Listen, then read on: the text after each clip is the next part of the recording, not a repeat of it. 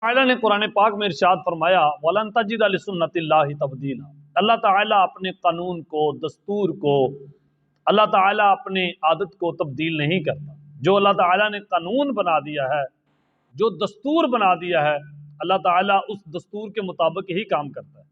ورنہ اللہ تعالیٰ نے ایک دن مقرر جو کیا ہے قیامت کا، اللہ تعالیٰ اس سے پہلے بھی حساب لے سکتا ہے، لیکن اللہ تعالیٰ کوئی کام اپنے وعدے کے خلاف نہیں کرتا۔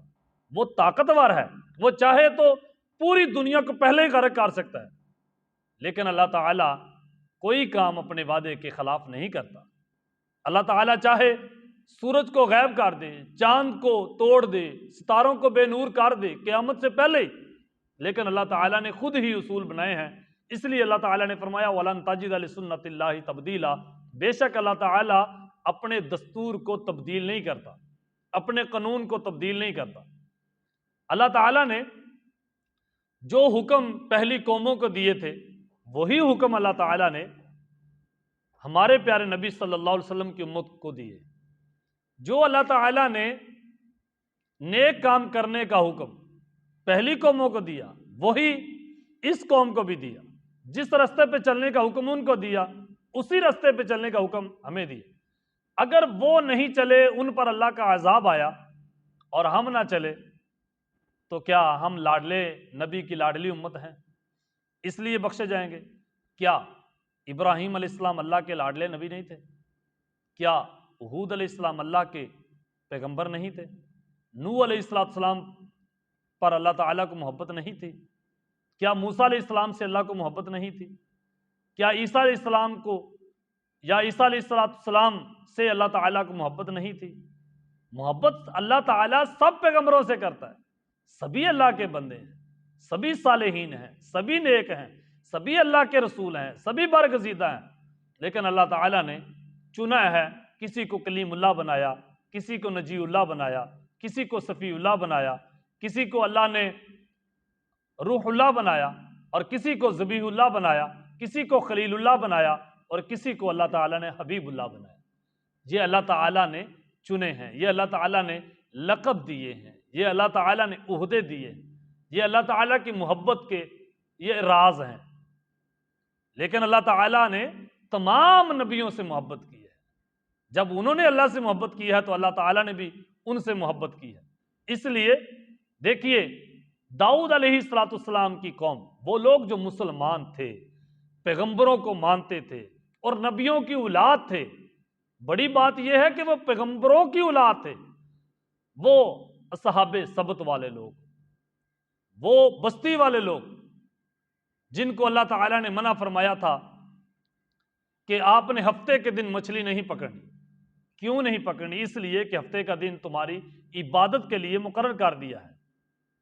وَلَقَدْ عَلِمْتُمُ الَّذِينَ اعْتَدَوْا مِنْكُمْ فِي السَّبْتِ فَقُلْنَا لَهُمْ كُونُوا قِرَدَةً خَاسِئِينَ۔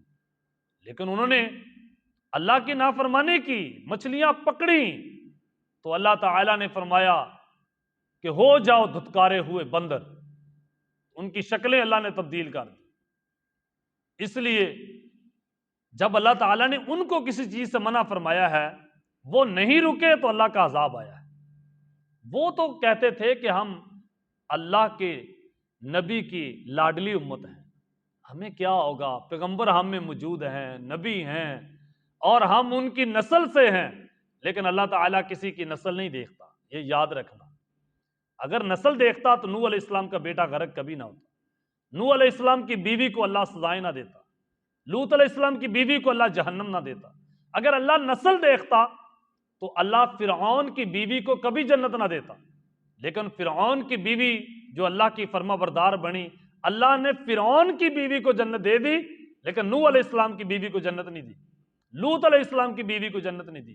اگر اللہ تعالیٰ نسلیں دیکھتا، خاندان دیکھتا، تو اللہ تعالیٰ ابو لہب کو جنت دے دیتا، لیکن جنت نہیں دی، وہ ظالم لوگ تھے۔ اللہ نسل نہیں دیکھتا، اس لیے تو اللہ تعالیٰ نے خوبصورت ترین شخص، مکے کا سردار، نبی کا چاچا ابو لہب کی نسل یا خوبصورتی کو نہیں دیکھا، بلکہ اللہ تعالیٰ نے جب دل دیکھا تو فرمایا محبوب ابو لہب کو سینے نہ لگاؤ بلکہ بلالی حبشی کو سینے لگاؤ۔ نبی علیہ السلام نے حضرت بلال کو سینے لگایا، جبکہ اس کے خاندان کا پتہ نہیں۔ اس کے علاقے کا پتہ نہیں، بیچارہ بکتا ہوا بازاروں میں تو مکے پہنچا، پھر مکے سے نبی پاک کے ساتھ مدینے آیا۔ اللہ تعالیٰ محبت کرتا ہے ان سے جو اللہ سے محبت کرتے ہیں، جو اس کی فرما برداری کرتے ہیں۔ اللہ تعالیٰ نے منع کیا کہ تمہارا ہفتے کا دن عبادت کا ہے، عبادت کرو، لیکن انہوں نے اللہ کی نافرمانی کی تو اللہ نے ان کو بندر بنا دیا، ان کی شکلیں بگاڑ دی۔ وہ مالک ہے پوری کائنات کا خالق اور مالک وہی ہے۔ اگر کوئی اللہ کی نافرمانی کر رہا ہے تو وہ ترقی بھی کر رہا ہے، تو یہ اللہ تعالیٰ کی مرضی ہے کہ وہ لوگوں کے لیے اس سے کام بھی لے رہا ہے اور اس کو اجر بھی نہیں دے گا، کیونکہ وہ تو آپ کے بادشاہ کی سلطنت میں اگر کوئی شخص بادشاہ کا مخالف بن جائے اور باغی ہو جائے، پھر بھی بادشاہ اس کو اگر کوئی عیش و عشرت دے رہا ہے، اس کا مطلب ہے کہ بادشاہ عیش و عشرت تو دے رہا ہے لیکن بادشاہ اس سے راضی نہیں ہے۔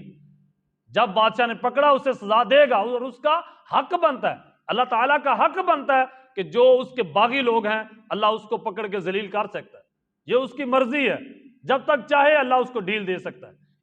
سیم اسی طرح اللہ نے ان کو بھی حکم دیا اور یہی اللہ نے واقعہ سنایا۔ پھر آگے جا کے اللہ تعالیٰ نے ہمیں بھی بتایا کہ آپ کے لیے ہم نے عبادت کا دن چنا ہے جمعے کا۔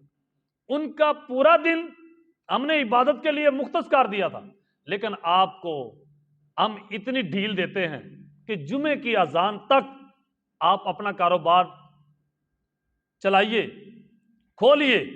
ان کے لیے بھی سیم وہی بات تھی، وہ تھی کہ ہفتے والے دن جب پابندی تھی تو وہ لوگ ہفتے والے دن جب دریا کے کنارے جاتے تو مچھلیاں اوپر تیر رہی ہوتی، یہ آزمائش تھی۔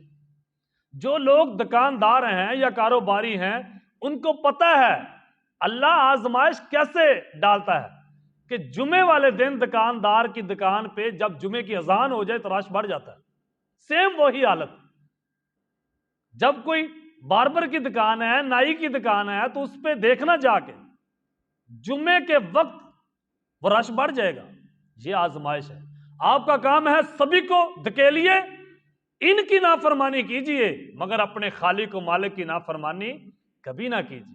کاروبار جتنا بھی سخت ہو جائے آپ اپنے مالک کی نافرمانی کبھی نہ کیجئے، کیونکہ اللہ تعالیٰ نے فرمایا غیر المغضوب علیہم، ان لوگوں کے رستے پہ نہ چلنا جن پر اللہ کا غضب ہوا ہے۔ یہ وہی لوگ ہیں جن پر اللہ کا غضب ہوا ہے، اس لیے آپ وہ کام مت کیجئے جو کام کرنے سے پچھلی قومیں برباد ہوئیں۔ اگر یہ کہیں کہ ہم اعلیٰ نبی اور ہم اللہ کے محبوب کی امت ہیں تو وہ مرزا غالب نے کہا تھا، مرزا غالب نے کیا خوب کہا تھا، ریختہ کہ تم ہی نہیں ہو استاد غالب، تم سے پہلے کوئی میر بھی تھا۔ وہ بھی آیت یاد رکھیے، یا بنی اسرائیل اذکروا نعمتی التی انعمت علیکم وانی فضلتکم علی العالمین۔ کبھی وہ افضل ہوا کرتے تھے، اللہ کی بارگاہ میں افضل اس وقت تک رہتا ہے جب تک اس کی فرما برداری کوئی کرتا ہے، جب اس کی کوئی فرما برداری نہیں کرتا اللہ اس کو افضل نہیں رکھتا، اللہ پھر اس کو ذلیل و رسوا کرتا ہے۔ اس لیے کہا تھا اپنے من میں ڈوب کر پا جا سراغ زندگی، تو اگر میرا نہیں بنتا نہ بن، اپنا تو بن۔